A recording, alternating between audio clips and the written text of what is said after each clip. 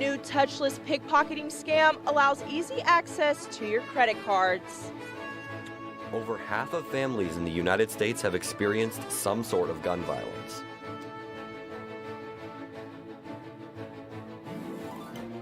New Denton marijuana laws are not being upheld by police.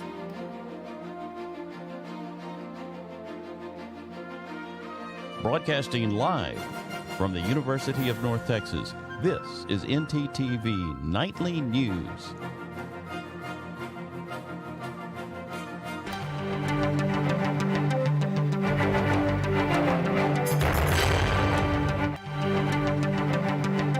Good evening. Thank you for joining us on NTTV Nightly News. I'm Peter Rabel. And I'm Avery Callens.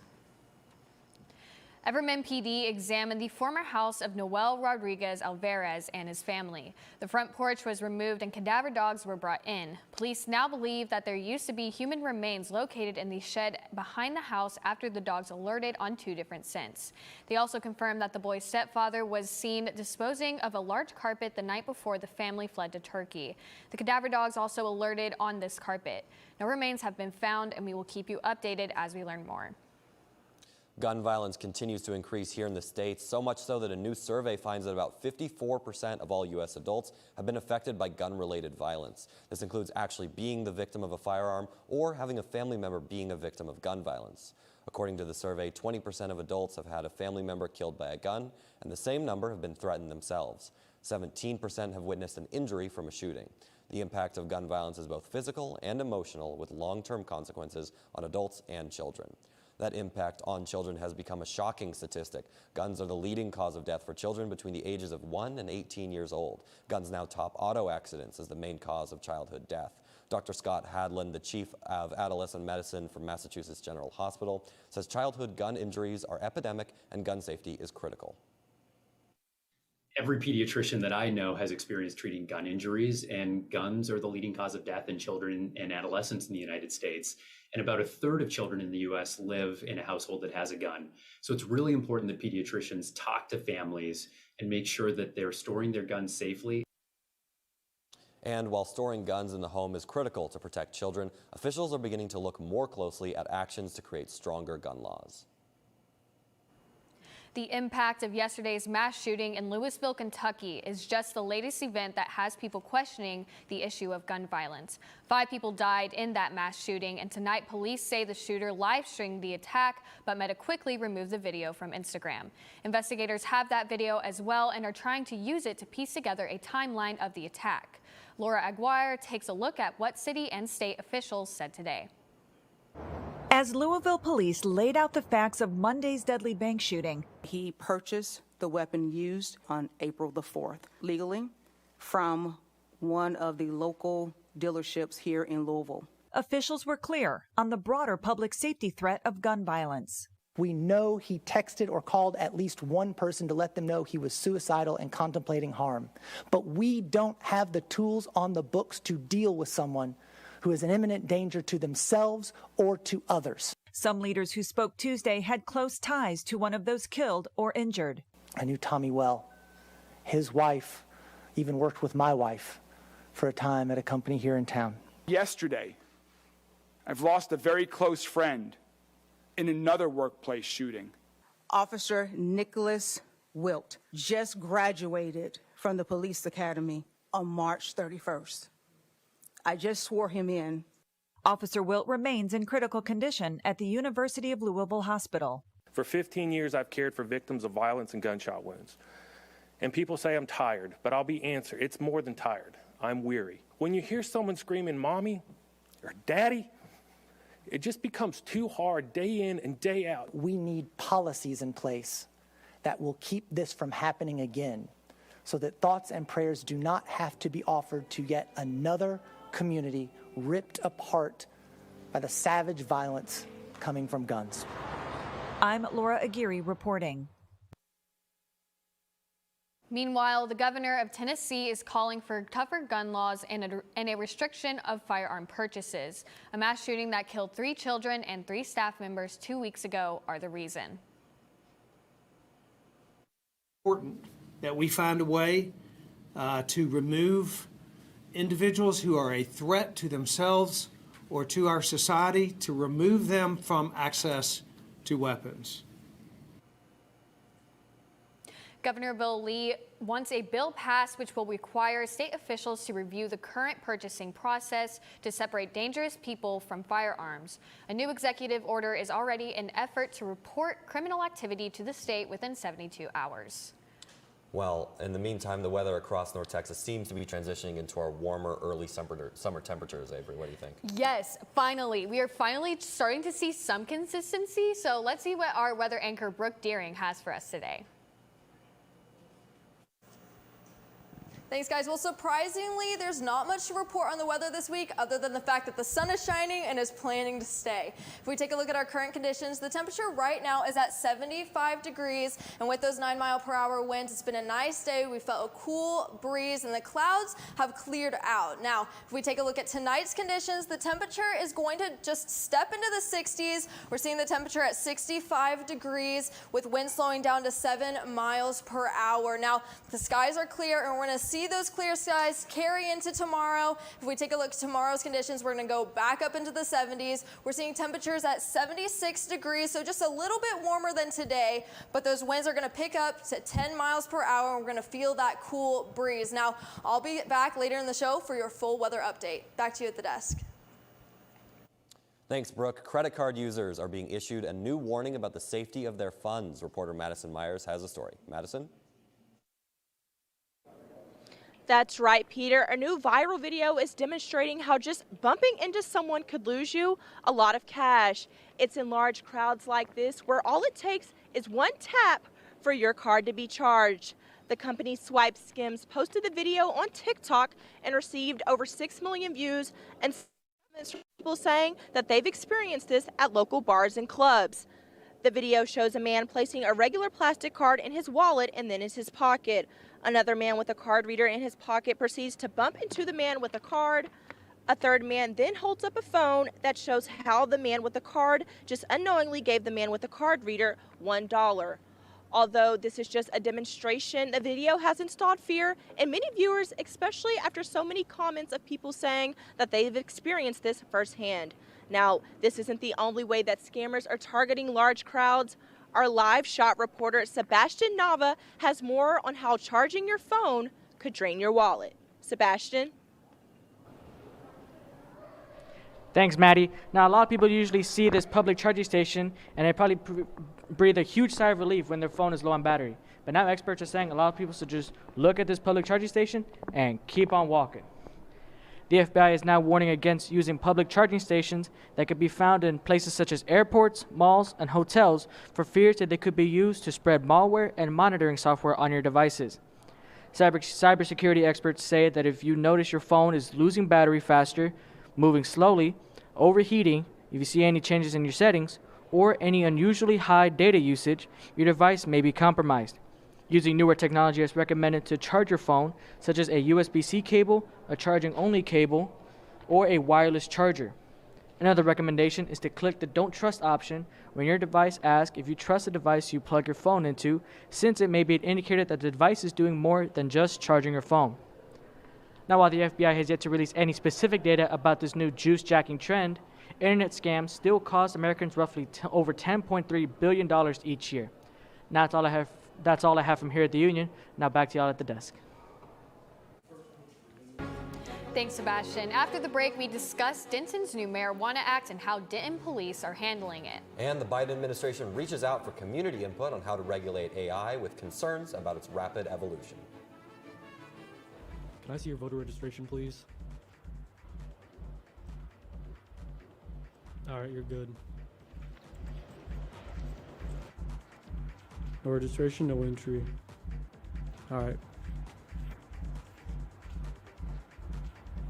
Let me see your voter registration card, please. I'm not registered to vote. No registration, no entry. Dude, my friends are already in there. No registration, no entry. What the? Join the club. Register to vote today.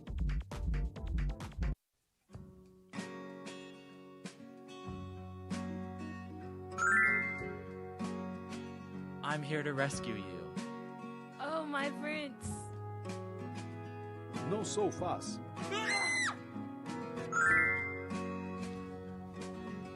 This story is going to be awesome.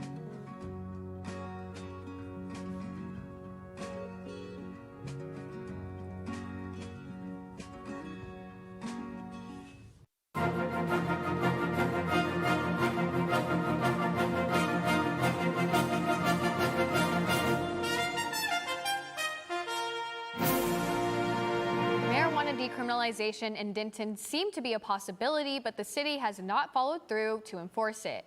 The movement for marijuana decriminalization is called Proposition B, and the debate behind its enforcement has caused some local political turmoil.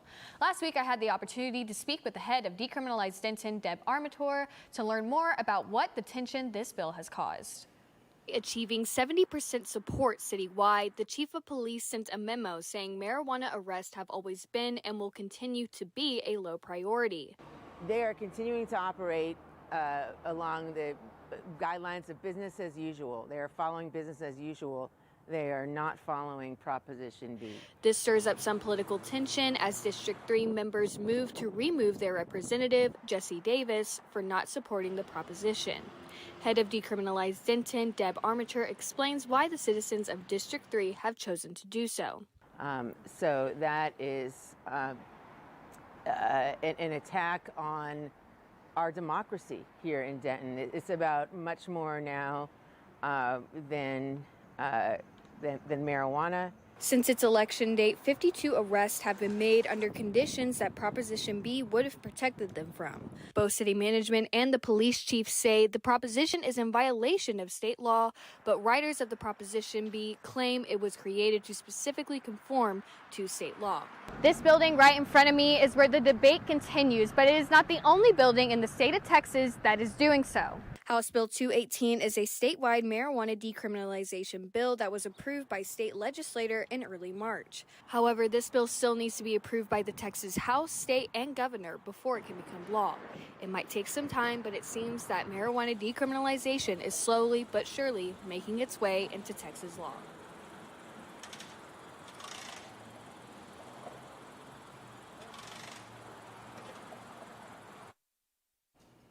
The election that will ultimately decide the fate of Proposition B in Denton is taking place May 6. Early voting begins on April 24th, and you can check out the voting locations on the City of Denton website.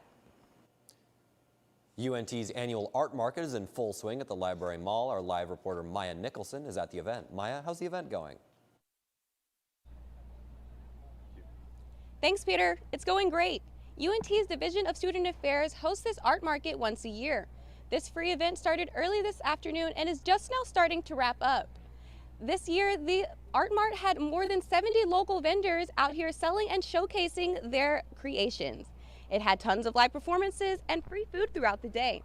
Their vendors are out here selling things from crochet gifts to even henna body art. I'm hearing that they had interactive workshops for people to create their own art. Tell me, Jasmine, one sentence, what did people miss out on this year at the Art Mart? There were a lot of great and unique artists and vendors here, all showing their own style. It was really great to see. Alrighty, make sure to check out Custom Jewels by Jay on Instagram. Thanks. Back to you at the desk. Thanks, Maya. Well, it was a busy night here at UNT. Nearly 3,000 people gathered yesterday to meet former actress and famed author Jeanette McCurdy. In a moderated panel, McCurdy spoke about the experiences written in her tell-all book, I'm Glad My Mom Died, and what she did prior to writing her novel. She gave advice to the audience about the importance of therapy and what comes next in her journey. McCurdy made the 2022 Time 100 Next list, which includes new and emerging creators around the world. She is working on a new movie with the same title of her book that takes place after the events of her novel, and she is also currently starting new drafts of a new novel. And there's still more activity on UNT campus tomorrow for students who want to become teachers. UNT is partnering with TWU to hold an Aspiring Teachers Career Fair. So if you're interested, more than 100 potential employers will have tables set up in the Union Ballroom.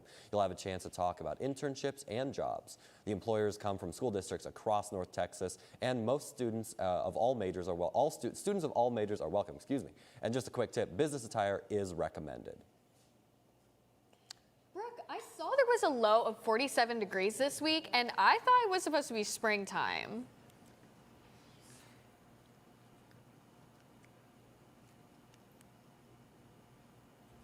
Well, It might be 47 degrees, but it's not going to feel like it. If we take a look at our local map right now, we're going to see temperatures in the 70s, between 72 and 76 degrees. We're seeing Denton still at that 75 degrees, but we're seeing our middle degree temperatures in Bowie, Gainesville, and Sherman all at 74 degrees. Now, we're seeing cooler temperatures over in Paris and Sulphur Springs. Paris at 72 degrees and Sulphur Springs at 73 degrees. Now, if we take a look at our regional map, we're going to see those temperatures get a little bit warmer. We're going to see those 70s still over here in Denton, Oklahoma City, Austin, Houston, and Shreveport, but it's going to be a little bit warmer over here in El Paso at 84 degrees and Amarillo at 85 degrees. Now, if we take a look at our 7-day forecast, we're going to see how those low temperatures are going to drop.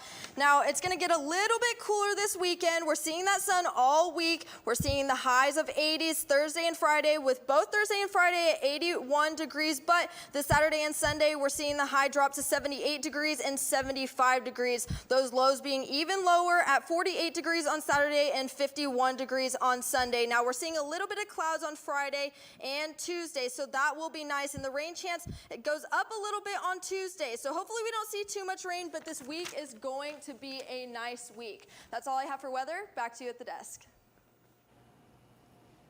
Thanks, Brooke. It looks like we have some really nice weather coming up to look forward to. Yes, Peter. And did you also know, I think we actually all have something to look forward to from Chipotle. Oh, what's that? Well, you'll have to find out from our Living Green reporter, Kayla Bumpus. Kayla, what is Chipotle up to?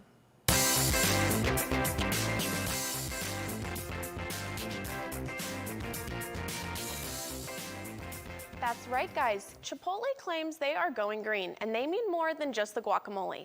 There's a new restaurant design that is fully electric and is predicted to reduce greenhouse emissions. The company states will be working with the wind and solar credits so that it can be run entirely on renewable energy. There are already 2 new restaurants that feature the design in both Virginia and Florida, and there are plans to build a 3rd in Colorado. Chipotle says that these new designs are just a part of their plan to reduce their greenhouse emissions by 50% by the year 2030. That's all I have today. Back to you at the desk. Stay green, Denton. Thanks, Kayla. Now, you might be concerned about technology stealing your job, but tonight I'm concerned about mine with the creation of an AI news anchor. We have the story. And find out what a bunny had to do to become part of the police force. Stay with us. Did you know you have access to video equipment like DVDs, video games, and cameras? That's right, you do. Come on down to Chilton Library and fulfill your media dream. Located on the bottom floor next to the student sculpture. Hope to see you there soon. Hey girl, you know you look good. I like the way you move and groove. I'm not sure. Has the weight of stress and anxiety ever felt too heavy to overcome? Wish there was a safe place to confide in? Wish granted. At UNT, we offer counseling and testing services to students located on the 3rd floor of Chestnut Hall.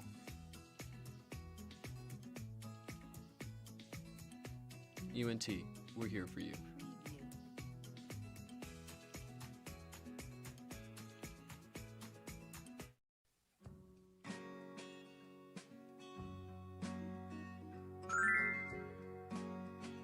I'm here to rescue you. Oh, my friends. No so fast.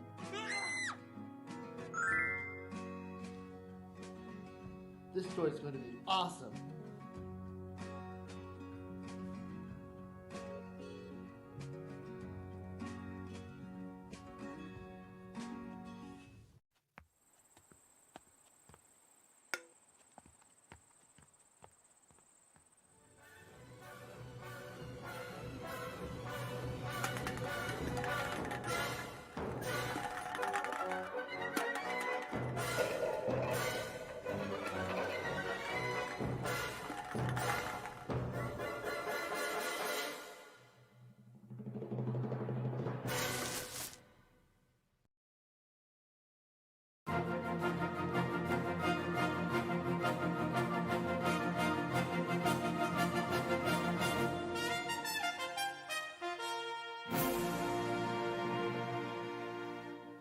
The Biden administration is accepting public input for the next 2 months about how to regulate artificial intelligence. The agency said it plans to issue a report advising policymakers on the best ways to keep AI tools accountable. They said that means ensuring these tools are legal, effective, ethical, safe, and otherwise trustworthy. The deadline for public input is June 10th. If you're interested in joining the artificial intelligence movement, Google now has a way that you can get involved with improving its AI chat box, Bard. The company says it lets people check out Bard's latest features, improvements, and fixes, and give feedback. Additionally, Google is working to improve Bard's math and logic skills in its first update. It also says users who click Google it will be able to see broadly related topics. And now the question of just how many jobs AI will be able to do. One I'm worried about is news anchor. Artificial intelligence has made another appearance at a news outlet, this time in Kuwait. On Saturday, a Middle Eastern media outlet introduced a virtual news anchor named Feta. أنا فضة. أول مذيعة في الكويت تعمل بالذكاء الاصطناعي في مؤسسة كويت نيوز الإعلامية. ما هي نوعية الأخبار التي تفضلونها؟ لنسمع آراءكم. The AI presenter is popular with the audience, and Feta can adopt various accents and will also be presenting news on the Kuwaiti Twitter account, which has over 1 million users. Hey Peter, now that college basketball is over, I'm excited to see what's coming up next in the sports community. I agree. Let's hear what will make the headlines next with our sports anchor, Armando Berry. Armando? Hey, Peter and Avery, we're on the cusp of the best time of the year for basketball fans. I'll update you on what's starting tonight when we return from break.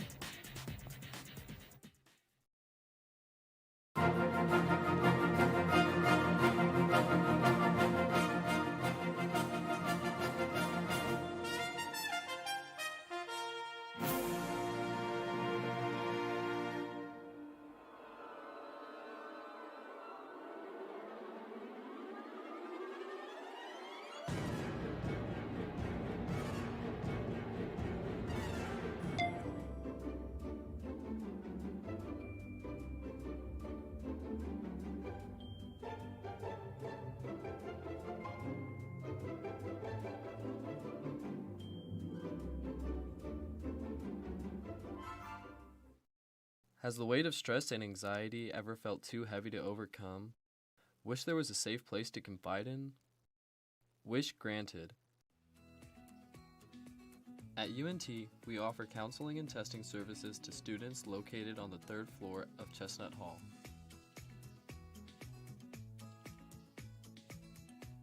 UNT, we're here for you.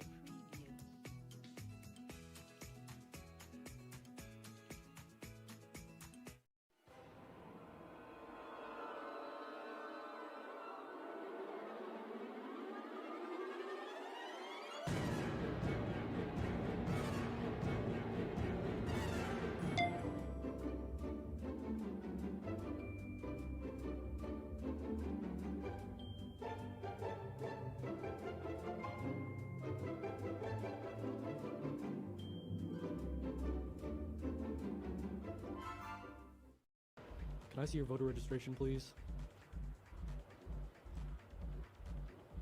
All right, you're good. No registration, no entry. All right. Let me see your voter registration card, please. I'm not registered to vote. No registration, no entry. Dude, my friends are already in there. No registration, no entry. What the? Join the club. Register to vote today.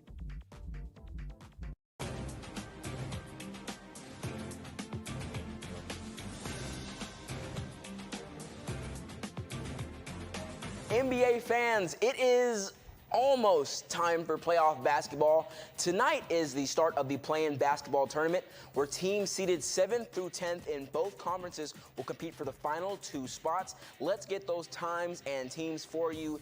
Let's look at it right now. The games start in the East when the Miami Heat will host the Atlanta Hawks tonight at 6:30 p.m. And in the West, the LA Lakers will host the Minnesota Timberwolves at 9:30 p.m. Let's go ahead and take a look at my personal picks. You see me, I have the Heat winning at home simply because they have playoff Jimmy Butler. He's just different at that time. and I'm sure Trae Young will turn over the ball at some point. And the Lakers, they're going to win because the Timberwolves, they're struggling to stop punching each other in the face, and that's why Rudy Gobert is going to be suspended tonight. Sure, it was a turbulent flight, not because of the skies. You can watch both games, though, of tonight's doubleheader after the show on TNT. Moving on to the baseball diamond, Globe Life Field was a time last night. Rangers came out big against the Royals, so let's get into those highlights. Beautiful day. It was a beautiful day at the ballpark. Bottom of the third, Corey Seager slips one right field that just gets by the pitcher. That'll score Travis Jankowski for the Rangers' first lead for the Rangers game, 2-1. Now it's going to be the bottom of the sixth. The bases are loaded, and Adolis Garcia grand slams this one. Jankowski, Seager, and Nathaniel Lowe, they all score, and that's going to blow the top off of this game. Rangers win it 11-2. A huge part of keeping the Royals' offense off the board, that was their pitcher, Andrew Heaney, who had 10 strikeouts, 9 in a row in just 5 innings. That's a franchise record. Here's what Heaney said after a performance that put him in elite company. It's obviously really cool. You know, I don't think I need to say anything more about how great Nolan Ryan was. I mean, we all know that. Everybody knows that. So to, like you said, just be mentioned with him is extremely, you know, humbling. You know, it's an honor. So. First pitch for Game 2 tonight is at 7 p.m. There's been a big move made on the Texas high school football scene. Denton Braswell is bringing in Kent Lester from Waco University as their new head football coach and AD. Lester comes to Denton after a breakthrough season in Waco, where the school earned their first trip to the playoffs in 13 years and its first playoff win since 2009. Lester will take over for Cody Moore, who led the school in its first 7 seasons. The Bengals, they're hoping for a similar journey with Lester after finishing 3-7 in the 2022 season. That's your look at sports for tonight. Back to you guys at the desk. Thank you, Armando. There are many fears that come with flying that include heights, claustrophobia, and the safety of your personal belongings. Those who have faced the unfortunate tragedy of losing their baggage now might have to worry about their precious items being put on display. A museum in Alabama is soon to open up to display some of these strange or fascinating items left in unclaimed baggage. The exhibit will be put on display by the Unclaimed Baggage Retail Store, which has been collecting merchandise from major airlines since 1970. Some of the items you can see are Egyptian artifacts, shrunken heads, and suits of armor. The exhibit will be opened on April 24th and for all who are interested. Now, I don't think I have to worry about any of my items being put on display because I think the most interesting thing I have in my suitcase is a family-sized pack of Oreos. What are you taking a family-sized pack of Oreos with you for? Just in case, you never know. All right, well, that makes sense. Thank you so much for watching NTTV Nightly News. Join us again tomorrow at noon and tomorrow evening at 6 here on North Texas Television.